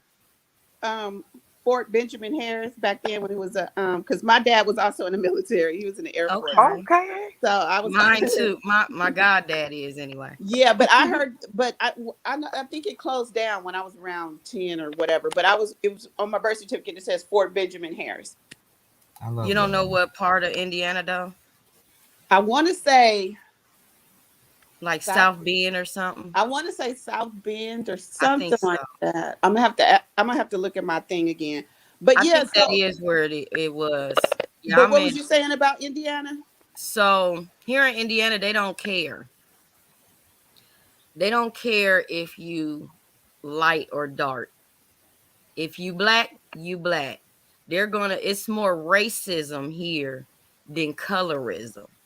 I didn't really even get to know the word colorism until I started getting on these YouTube streets. That's when I started hearing it all the time. I didn't really know much about it. I still don't know much about it. Well, speaking from because I'm a dark-skinned woman as well, and school, you can see the difference growing up in school. Like they really were separate. Even the teachers, they would think like the lighter kids or the lighter skinned girls would get more of the benefit than the darker skinned girl. And I'm not speaking from my experience myself. Right. I was, as a dark skinned girl growing up, making it seem like that we're not as pretty, not as smart, or we're always the bad one. You know what I'm saying? Or like they say on the shows, we're the aggressive ones. We're exactly the angry ones. We're the this. But you know what? I think, and that's what I was going to say, but I didn't want to go down a real big rabbit hole with it. But yeah, because I think this is a whole different discussion. Trust me, we can bring this up at 5 o'clock on Ready to Watch right here on Porn with Jordan, because we will be talking about Potomac, because I have a lot of things to say. And I just want to say this though, before we jump off of it, just to give somebody some thinking points of where I'm coming from before we come back. So I think what has happened with the colorism thing is, so I'm a dark skinned, or I consider myself dark skinned. My daughter's like, you are not dark skinned, but to me I am. That's a whole nother conversation for me. Yeah. So my grandmother was born in 1901. Okay. She was born on a sharecropping farm, and she is half white. So my mother came out very, very, very light skinned, like very light skinned, and all her sisters. My grandmother, of course, too. And then here comes this chocolate baby, right? So I kind of lived to see both sides of it, you know. And our family comes from Louisiana, so out there, you know, it was, slavery was, big, sharecropping, all that kind of stuff. And so it's what I think it's a combination of what both of you guys said back then. So they used to separate, right? The light ones, the dark ones, right? So I think what has happened to Black women at this point is that we have internalized it, and we still haven't got over that. And so now we judging each other like that, like, oh, she's light skinned, she's, or oh, she's dark skinned. Because I know I would even joke, and it was on that show that you referenced earlier, Jordan. With Tony Childs. What was the name of that show? Girlfriends. Oh, Girlfriends. Yeah. And the dark one, and it was so funny because me and my friends used to say the same thing. That episode, there's a specific episode where they talk about colorism, and Joan and Tony they were talking about how they were throwing back these insults when they were kids. Girl, I know exactly what. And so, but what's something that the one that plays the dark skin one, the one that was a real estate broker. That's crazy. She's a real estate broker too. But anyway, the one that was a real estate broker. Jones. Yeah, she said, and I used to joke with my friends and say, like, because one of my best friend and my maid of honor, she's very, very light skinned as well. She's actually Asian and Black, right? And so, Tony Childs said something on that episode. She said, just for us to even get looked at when I'm with you, I got to start getting dressed an hour earlier. Everything has to be perfect from head to toe for somebody to even, look my way when I'm walking with you, because you're light skinned. And it's so funny because my friend that was light skinned, I used to tell her that all the time, like, okay, well, give me 2 hours because, I ain't light skinned. We say it in a joking way, and we didn't mean any harm by it. But it was just a thing that even was embedded in my mind. And something else my grandmother said to me. So when you're little, I don't know if you guys ever heard of Jack and Jill, right? So that's like this etiquette prep school, that they send kids to, Black kids to if they feel like you're going to, go through college and, in the upper echelon, basically, right? But in Jack and Jill, you couldn't be darker than a paper bag. Yeah, the paper bag test. So are you serious? Yes. I've done a podcast on the paper bag test. Yeah. So when I came home, when my mom took me to the first little like overview orientation type thing, so my granny was like, "Oh, did you like it? Are you in?" And I said, "Yeah." And she was like, "Oh, okay. Well, that's good. That's good because you barely made it." And she wasn't trying to be colorist against me, but she loved me with all her heart. But she said it. I barely made it because I'm barely lighter than a paper bag. You know what I'm saying? Yeah. So I was just like, and that stuck with me. Like, wow. And I think I even asked her and my mom. So if I was a little darker, they wouldn't let me be in it. And she was like, no, if you was a little darker, you wasn't gonna be in it. And that's crazy to me.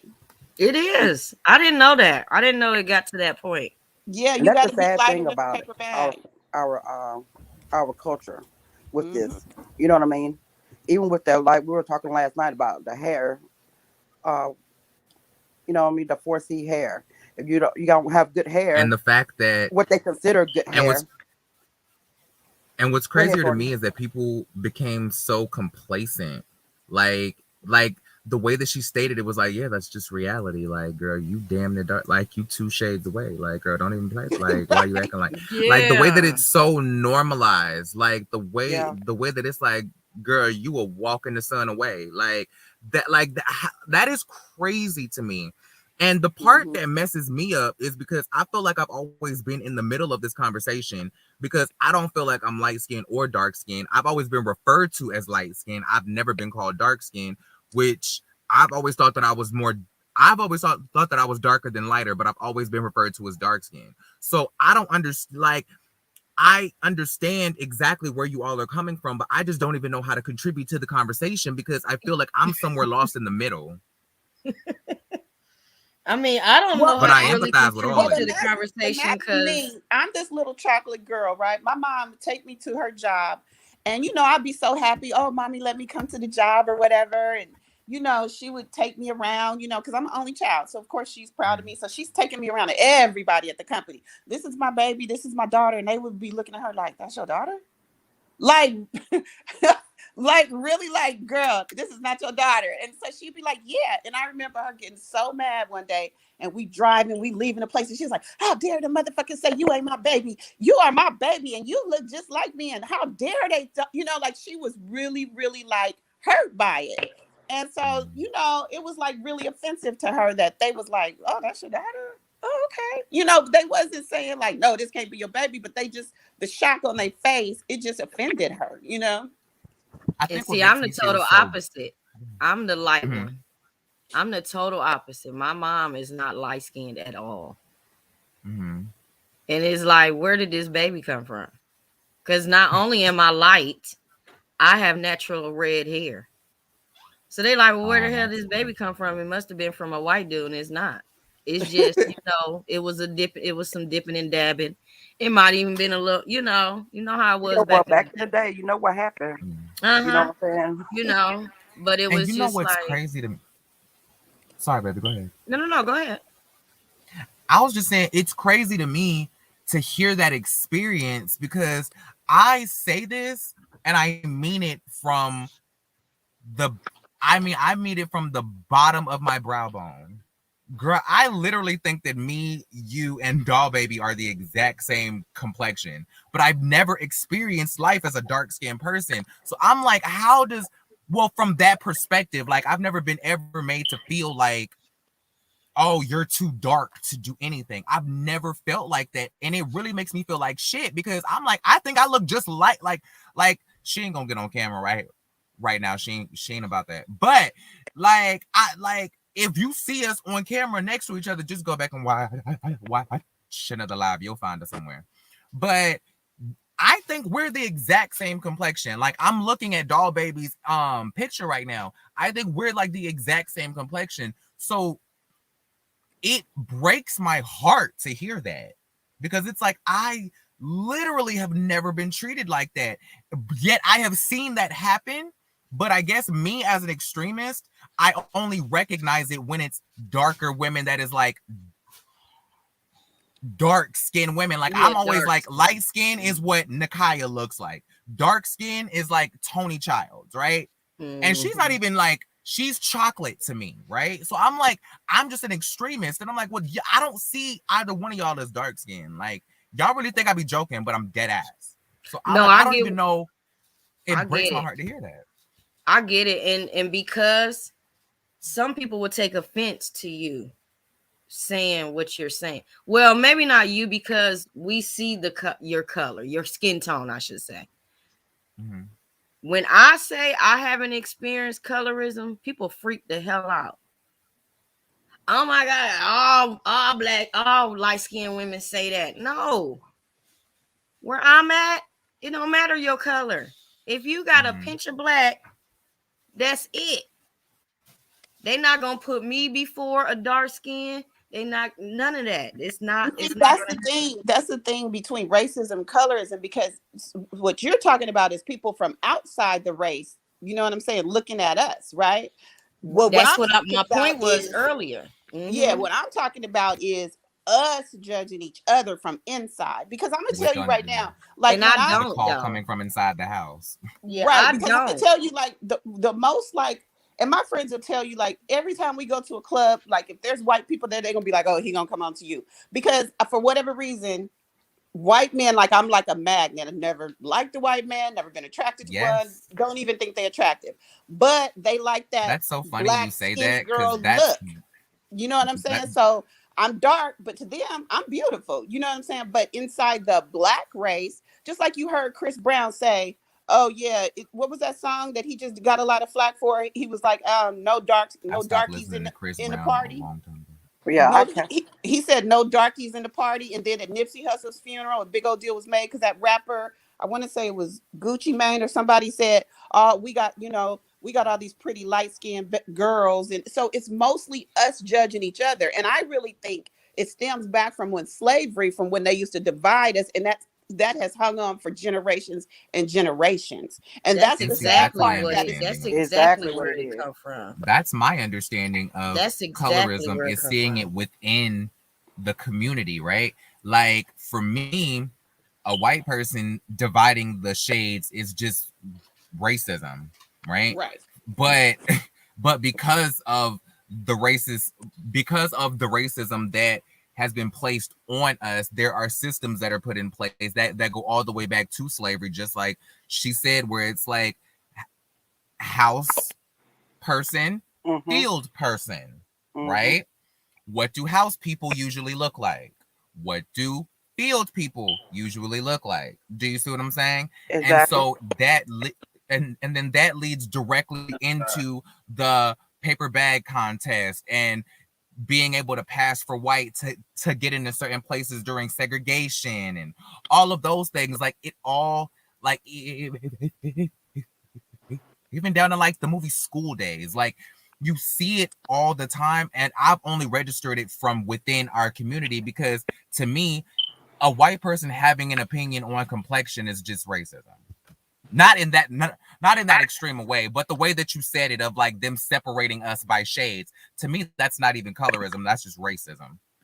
Yeah, and I think what happened is, what is the sad part, and what I did a show about it on my other platform, and it got so heated that we were on there for 4 hours, because I think what has happened is we've internalized it in our brain. And even though the white people or people of other nationalities aren't looking at us no differently now, we've internalized it. So in our brain, we still got, rappers talking about no darkies in the party, and I don't want no darkies here, and stuff like that, because and light-skinned Keisha joining Real Housewives of Atlanta. Yeah, so we still have that mentality in our mind. It's facial expression later, Sorry, because I love her music, but that name is so triggering for me. Yes. Like, it's so triggering for me.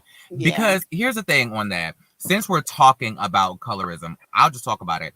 The reason why light-skinned Keisha's name is triggering for me, and Lotto previously having the name Mulatto as a name didn't trigger me, is because there were different intentions for that. Right? Light-skinned Keisha just calls herself light-skinned Keisha because she claimed that people call her light-skinned growing up.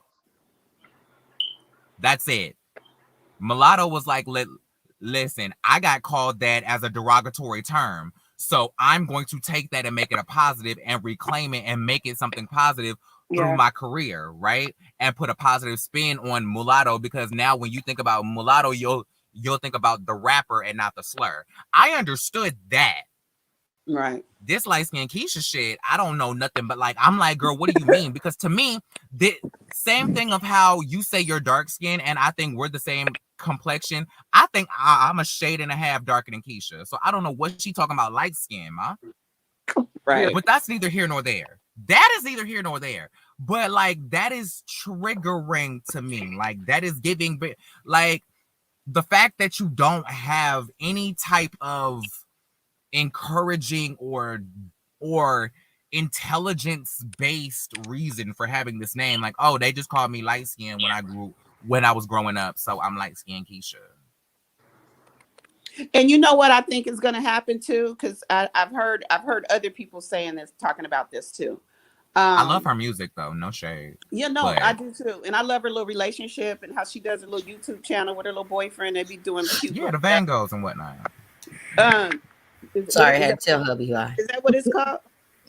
Yeah, because they're the Vangos or something like Oh because yeah. her dude's name is like Coco Vango or something like that. I can't remember. I don't Yeah, I watch think them, they so but when cute. she did They that do one season of little, Love and Hip Hop, I remember her mentioning it. yeah, on her YouTube channel, like they be doing little like each of them will make pancakes. See who's the best. Each of them they'll do cook-offs. They'll do all kind of cute stuff. So I like I said, I think as she gets signed by somebody big, watch her end up dropping that. So I think she's going to end up Same thing changing. happened to Lotto when she signed to Yeah. RCA, the major label. They were like, "Listen, you can either choose your intention or you can choose impact. Which one do you want to do? Because I get why you have the name, but it's gonna mess up your brand. So what do you want to do? Right. Build and grow to the next level, or do you want to stand 10 toes down on this and then possibly risk everything?" That I Right. mean, You know, Well, depends. I think She what it said she is, got re-educated. I yeah, think what I it agree is, on that. we, you know, us black folks of all shades, we enhance everything. Mhm. Whether it's, you know, the lashes came out, we took it over. The extensions, we took it over. All those things, all these things that we're taking over, you know, white folks did it, but was quiet with it. Like you didn't know. A lot of these white folks got extensions and been had extensions for years, wigs, all that. But we, because our because we're so creative, we enhance it, and we've enhanced colorism as well because Mm. it Mhm. was embedded in us in some shape or form. And now they have us going against each other with that. Mm. I That's how completely I agree. look at it. Mm-hmm. Because now we will look at a TV show, reality show, whatever, and be like, there goes some colorism in there. You know what I'm saying? Because we notice things. I think this is just my opinion. We notice things a lot more than others where they blow it off. And so I think if we all come together and the enhancement of colorism, and don't get me wrong, y'all, this is all my opinion. I'm not speaking, I Oh, cannot speak for nobody else. I say the same thing. If we all came together, especially black women of all shades, stop listening to what other folks are saying, other, you know, cultures or whatever, then we will be a powerful, I mean, so powerful. But we're going against each other in so many ways. This is why I love your channel, Jordan, Thank you. because I believe all four of us is a different shade, whether it's just a pinch or a bunch, you Mm-hmm. know, and we all here. There's no arguments. There's no, everybody has their own opinion, and everybody like, okay, yep. Even Yep. if it's just a pinch of anything, a word or two, if I'm getting it, I'm getting it. If I don't, I'm gonna ask you, well, what did you mean? You know what I'm Right. saying? Right. And I would love for someone to explain it to me because I'd rather be on that same level. I don't want to be where I'm side eyeing nobody like whatever. You know what I'm saying? Like that ain't me. No, I want to know. And I think that's Right. this That's so topic, important. Yeah.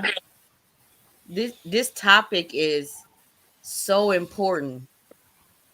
For some people it's gonna be uncomfortable, but Well, how about sometimes you gotta this? get out of your comfort zone to understand the next person's point of And I view. think that's what happened with New York. They wasn't willing to have that conversation with Ebony, especially Well, how about Ramona. this? You see, I didn't Because watch New York. how about this? Because I am actually about to go because cause I actually have to go somewhere. But I want to continue this conversation. So if I make this the topic of my Portland Live tomorrow, will you guys call in and we just have a full blown extended conversation about this? Mm-hmm. Yeah. What time? That'd be cool. I usually try to make pour in live around noon my time. Okay. So 1 Eastern. Yeah, I try to go it'd be 1 noon o'clock Central my time. time. And Head It'll Wrap be 9 Nightcap o'clock. is at 8 Central, so like 9 Eastern. Mm-hmm. Yeah. There's a I'll put up a I actually don't know what it's called. I always just say a thumbnail, but it's the thing where you click on it, then you can set the reminder for it. I'll put one of those up for this as soon as we get off of here, so it'll be on my page already, so you can click and set the reminder for it tomorrow. And I'll set it for the same time that I went live today, the same time that I try to go live every day for pouring live. So I can have some consistency. Sounds like a plan. But I think that this doesn't need to be a portion of another conversation. I actually want to extend this and really have a full-blown conversation about colorism, because I want to learn from each and every one of you, because I love how different your perspective and your thought process on it is, as someone who hasn't necessarily seen it from experiencing it within the community. You've more so experienced it outside of the community, as compared to someone like me and Bougie, who like we only see it with our people. You know what I'm saying? Like we only see it at the cookout. You see it down to the boardrooms and the places and the things and the peers and the whatnots. Do you know what I mean? So I really want to take that and have a bigger conversation on it and really expand on our own personal experiences. I don't really have I don't want to use the word valid, but I don't really have a more like a credible experience with colorism per se, because I've just somehow seemed to fall in the middle. But I do want to take the time to give anybody who's watching my channel who has had these thoughts or who has overheard these conversations, had these conversations, turned them into arguments, to have another look at what that could possibly be. Because I think each and every one of us has a different perspective, whereas you haven't experienced it within the community. I really haven't experienced it at all. Bougie has experienced it as a dark-skinned woman, and Doll Baby, I haven't really given her an opportunity to go that deep into it. My apologies. So we can start with Doll Baby. Yeah. Start with Doll Baby. So we're gonna start with Doll Baby tomorrow. I think that just established the order in the room. Okay. I'm sorry, not to take over. No, you good. This You're is good. our I would channel, love to child. hear her perspective. This is our channel, child. I just, press buttons. So it's all good. Just love you, I'll Jordan. let you guys go. I'm gonna take some medicine and try to just kick back, and I'll get with y'all later on today. Right? We doing? Yeah, I'll be doing Ready to Watch with Janelle and Justice at 5 p.m. Eastern Standard Time, and then I'll be doing. Then we'll be ready for Head Wrap Recap at 8 my time. All right. Peace and love, y'all. Right. Peace and love, baby. Feel better. Love y'all. Put your leg up and not behind your head. Okay. Well, I mean, you can put it there. Well, I mean, you can put it there. I ain't gonna tell you what to do, but just make sure it's elevated. Okay. Anyway, all right, y'all. Make sure y'all subscribe to Bad and Bougie KM. I'll bring up her banner really quick so that y'all can see exactly how to type in her name, because I know that people have had problems finding her. So this is exactly how her channel is spelled and written. So if you type this in right here, you'll be able to find her. Nikaya, is there anything else that you want us to look for from you while I pull your banner up? Because I have a banner with your channel in it too. So while I'm looking that up, go ahead. No problem, baby. Soon as we get off the phone, I will be editing a video.